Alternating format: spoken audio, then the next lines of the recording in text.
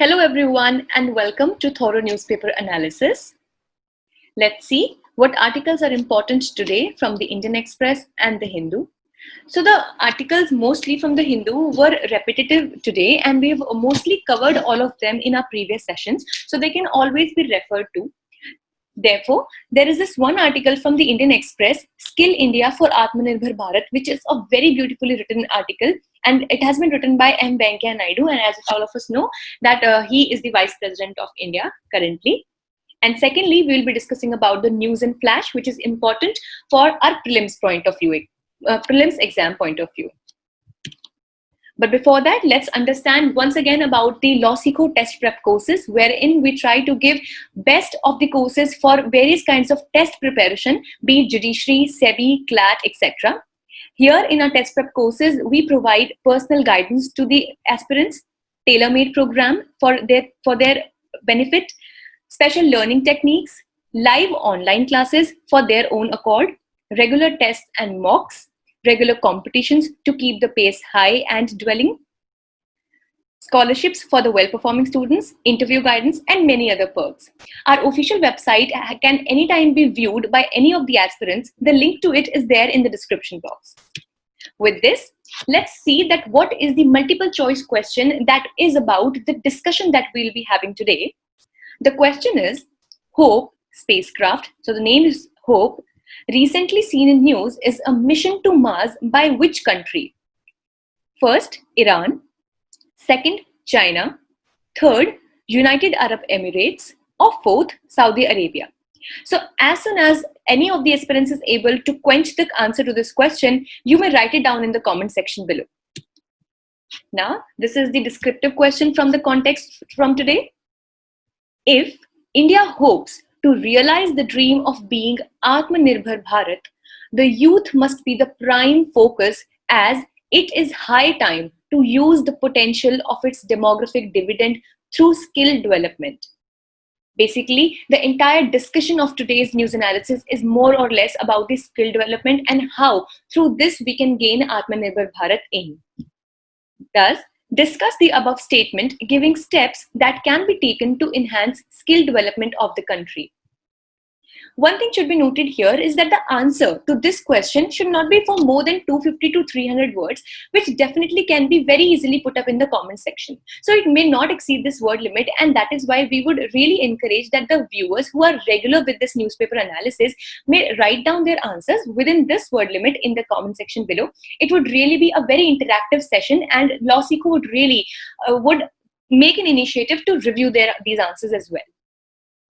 Also, one recommendation that we would like to give today is that whenever any aspirant is viewing the newspaper analysis, so it is advisable that for the most of the benefit or to gain maximum from this newspaper analysis, an aspirant has some kind of pen or paper along with him or her, so that the important points, and we will also be highlighting that which points are really important and can be used in our exam, and thus such points, such reports, such indices, or to say some specific facts which actually add a lot of value to your answers, they can be jotted down section wise in a segregated manner according to the syllabus of your exam. Henceforth, moving forward with today's important discussion, which would talk about Skill India and Atmanirbhar Bharat. The author in this, who is M. Venkaiah Naidu, Mr. M. Venkaiah Naidu, says that the pandemic, and also this is perhaps the universal truth in today's scenario, that the pandemic of COVID-19 is expected to have lasting impact on every sphere of activity. So as we can definitely see, it is very much evident that in the first place, this virus, COVID-19, is aiming, or it aims at the health of an individual. But obviously, the very popular saying, health is wealth, is definitely very much applicable over here, because here it is not only bringing down the health sector of any country, but also the economy. And then because there has to be social distancing, the schools cannot reopen, the colleges have to be shut down, and thus it is also impacting the level of education in the country. Also, due to shutting down and such major lockdown, the programs which were running earlier for skill development and enhancement, which could provide better employment and henceforth generating good economy, have also come down. And this article particularly talks about the impact of COVID-19 on various spheres, and specifically how can we deal with this lacuna right now, and what can be the biggest weapon in our hand with which we can put down the effect of COVID-19 and can come out of it in a victorious manner. Then the author says that therefore, to remain globally competitive, India needs to focus on skill, scale, and speed. So this basically forms the very essence of today's discussion, that the author says that if in such a scenario also, and even after we have dealt with this COVID-19, and in the times of recovery, if we would want to stay and to become even more competitive at the global level, if we talk specifically about India, it is very important that we focus on the skill, the scale, and the speed. Firstly, the skill, that definitely is important for any kind of jobs, job opportunities, employment, because obviously skilled labor is the one who is in the highest demand right now. And as and when we are moving faster towards technology, digitization, artificial intelligence, machinery, etc., the requirement is of the skilled labor and people that have some particular skills for that matter. Thus, we should focus skill more, and in the context of India, this can be the biggest boon in our hand, because we will just now see also in our discussion to come that India has an amazing potential in its demographic dividend. So by demographic dividend, we basically mean that any benefit or any good output that can be gained from the demography, that is from the population. And as we know that India is commonly known as the youth country or the young country of the world, because we have the highest youth population in the entire world. That is about 65% of the Indian population is in the category of youth. We will deal about it in further detail to come. And then finally it says that speed, because it is also important that we realize the time right now, and we realize that how important is it for us to speed up this process of skilling our people and youth specifically. Because if we make any kind of delays right now, then we would have to pay even greater amounts to say, or greater penalties in a sense of economic depression, or economic coming down of things, or in the sector of health, education, and various other sectors that are actually the base of any country. Next, we need to understand is that why India needs to focus on skill upgradation. So basically what we need to see here is that the author, Mr. M. Venkaiah Naidu, is talking about being Atmanirbhar. And in the second place, he's also talking about being globally competitive and to tackle the situation of COVID-19 in the best manner. But in the entire article, as you might have already read it by now, or even if you read it after this analysis, you would see that the entire focus in this article is on the process of skill development. So here we need to understand that why is it so important for India to focus on the skill development and upgradation. Firstly, for the successful implementation of Atmanirbhar Bharat, which seeks to make the Indian economy robust. Very easy to understand here that when we are talking about being Atmanirbhar, being self-reliant, and being not dependent on anybody else, but to be dependent upon our own resources and our own people for that matter, it is important that the very resource, the human resource that we have in hand, must be trained in the best manner we can. An example here can be taken of the country of Japan, wherein the population is really, really huge, keeping in mind the resources that this country had in originality. But they have not at all forgotten, or to say they have focused hugely on providing skill development and enhancing the human resource that they had. Thus, a person or a person or citizen of Japan is way more capable and has more and more skills and gives better outcomes as compared to various other individuals of other countries. Thus, this model can also be followed by India, wherein firstly, we are lucky to have such robust population in our hand that is so youthful and energetic. Secondly, we already have a lot of talented people in our country. Only thing that we need to do now is to harness this energy and to channelize it through right media. That is why the author says that firstly, this skill upgradation will help us achieve this very aim of being Atmanirbhar Bharat. Secondly, reaping the demographic dividend. So as already discussed, demographic dividend, as if we divide it into these two terms and understand them separately, demographic means anything to deal with the population or anything to deal with the people of a country in total. And dividend here means that any kind of benefit that can be taken out from that particular thing. So combining both of them, demographic dividend would mean that any benefit or positive output that can be taken or that can be brought out from the demography or population of a country. Thus, skill upgradation would help in enhancing or in increasing this demographic dividend. Because obviously, if we have 50 people, for example, and for amongst those 50 people, all of them are very well trained, have good vocational skills, they have education, they have various skills that are important, that are needed by various employers in the present scenario, then definitely this bit of a population or these 50 people are definitely an asset for the entire nation. And on the similar ground, if we try to upgrade the skills of entire demography of our country, then definitely the demographic dividend will be achieved, and this would meet the employment needs of the young population. As we can see here, that 65% of the India's total population is below the age of 35 years, and of this 50% is below 25 years. So here it can be very easily construed that more than half of the Indian population comes in the category of being youth population. And definitely youth or young people have more energy, they have more chances to learn better, and that is why it is easier to train them, easier to teach them something new. And so this is a very golden time which should be utilized in the favor of our own country. Thirdly, United Nations says that this lockdown, this worldwide lockdown that was actually, we did not really have a choice but to get the lockdown done in the entire world, has led to the worldwide closure or bringing down or shutting down of technical and vocational education and training, which is also known as the TVET, as 75% of the world's learners are affected by it.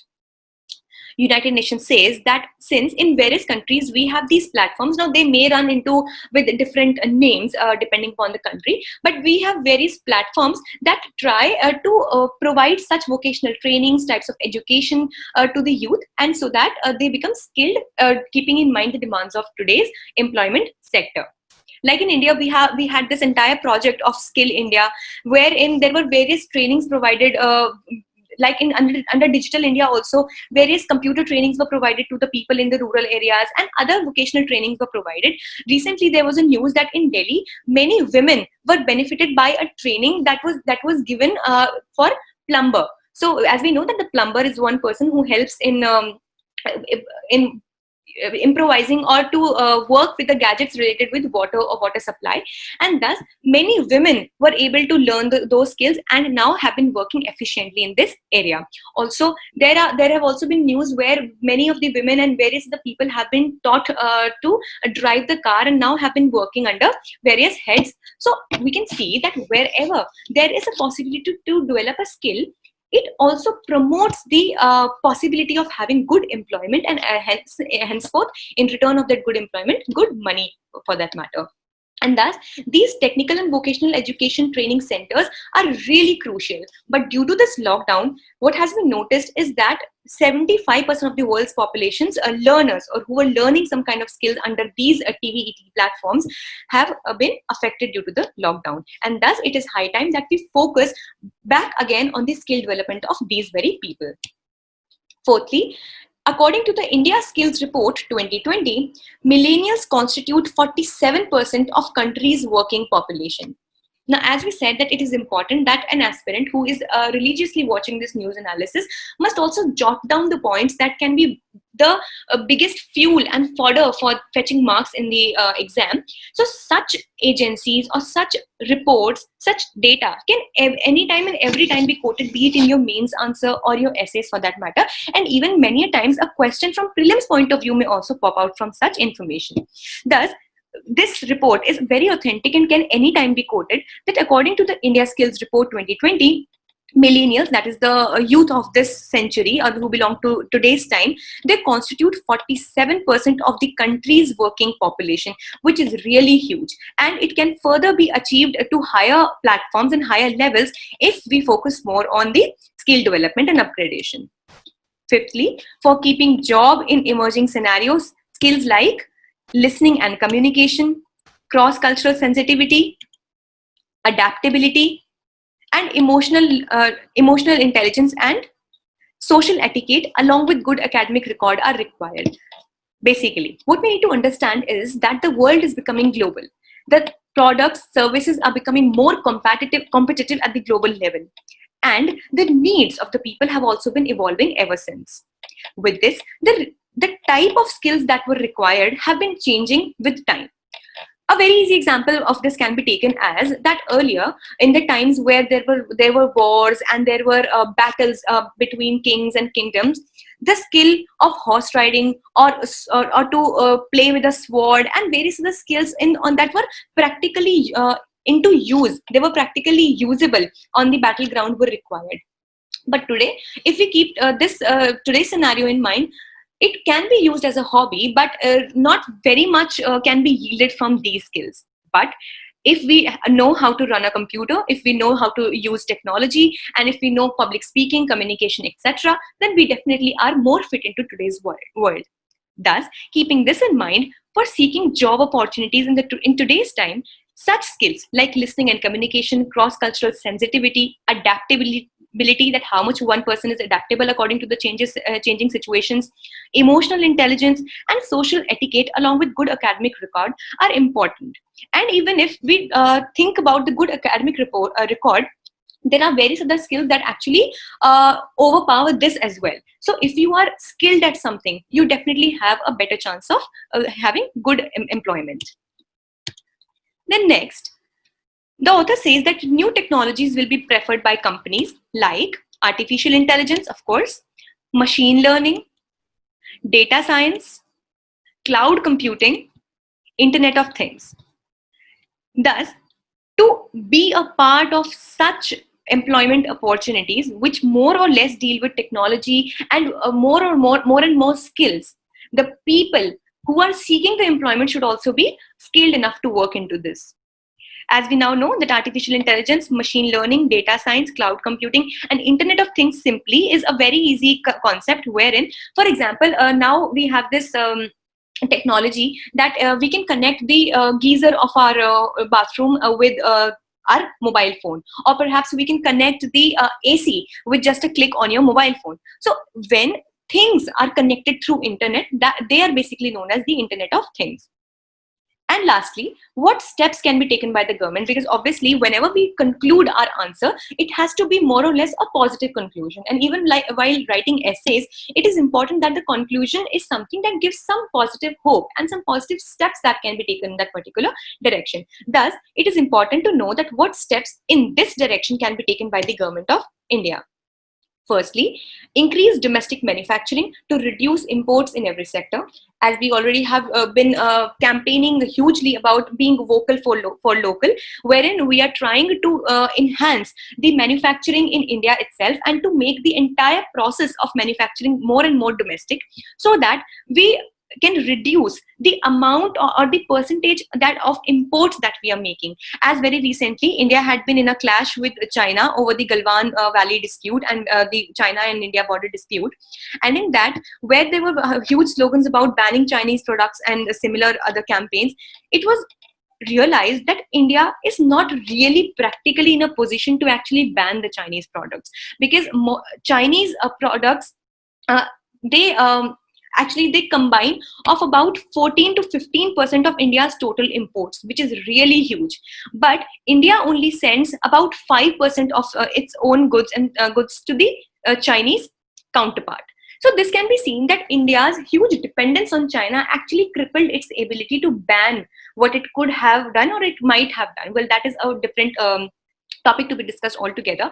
But still, to become dependent and Atmanirbhar, it is important that we focus on domestic manufacturing, and this can be definitely achieved by upgradation of skills of our own indigenous people, and this will definitely reduce the imports in every sector. Secondly, make Indian products globally competitive, which we have already discussed that if we focus on the domestic manufacturing, we also need to focus upon the quality of this manufacturing and of these goods and services, so that the products, when are brought at the global level, are able to compete with the other products that are available from other countries. Thus, the products should not only be focused on the quantity of production within country, but also quality of production, so that they can be globally competitive. Next, the government should encourage public-private partnership. So the author says here that many a times we have seen that a collaboration between the public sector and the private companies is seen to achieve better outcomes. And like very recently, it came into news that the government is trying to upgrade the district hospitals, bringing into play the private hospitals and private agencies that would invest and also try to work in these district hospitals to make the services even better. But the author says that public-private partnerships should not be a matter of very, it should not be an exceptional matter, and it should not be done in just bits and pieces. But if we are able to regulate it properly, and if we are seeing that good outputs can be achieved through this, so public-private partnerships should be made more common in nature, so that even better outputs and outcomes can be achieved. Then, private sector must increase research and development investments, definitely, because many a times what happens is that the incentivization, or to say the return from the research and development investments, is not very huge, and thus the private sector do not really want to invest in this. But through some maybe through some subsidies they could be provided, or some more incentives in maybe tax relaxations or some other steps, similar steps, the government should make sure that the private sector, which is even which to see right now in many spheres is very capable, must increase their investment and also their interest in research and development, which would lead to more technological and digital enhancement. So this was all for this discussion. It was a very informative article all in all, and thus all the points in this should be kept in mind. And wherever a topic related to Skill India or Make in India or Vocal for Local, Atmanirbhar Bharat, or any of this comes into our exam, the points can selectively be picked up from this discussion and can be very well quoted in our exam. With this, let's discuss the news in flash. First, Pragyata Guidelines. The Ministry of Human Resource Development has released the Pragyata Guidelines, which limit the duration of online classes for a maximum of 1.5 hours daily for classes 1 to 8 and 3 hours per day for classes 9 to 12. Here, the basic idea behind these guidelines should be understood as to what could be the purpose of limiting maximum hours of study or classes for the per day on per day basis, is that the government very well realizes that the students who are enrolled in various schools do not belong to the same economic strata. Of course they do not, and they also do not live in places that have equal and very good access to internet as well. Thus, all the people should be kept at par, and it should be given importance that such people also who are not able to avail such technologies like the laptop or phones and internet connection, etc., they can also come at par, and thus they are not burdened enough. So even if they have very small internet connection or a small package for that matter, so then they also can be a very active part of the classes. Thus here right to equality can be seen, but yes, the government should also focus in a parallel way to provide better facilities to these people as well. The guidelines categorize students' household into different categories, as we just discussed, based on the availability of electrical appliances. Secondly, flood in Kaziranga National Park. The very famous Kaziranga National Park has been flooded, and reports tell that around 95% of the park has been flooded. Now we can really imagine the plight of the animals and the various species that actually reside in Kaziranga National Park. And it says that with 173 of the 223 anti-poaching camps inundated. So these anti-poaching camps which are set up in Kaziranga Park, they have also been quite much destroyed. Then 51 animals have been killed. So this really is a matter of concern, because floods have been, it's like more of a daily news to be seen in the northeast region, Bihar, and also specifically in the state of Assam. And that is why it should be seen that less of human interference is there, and so that the floods can be stopped. So this is the Kaziranga National Park. This is the entire area of the Kaziranga National Park.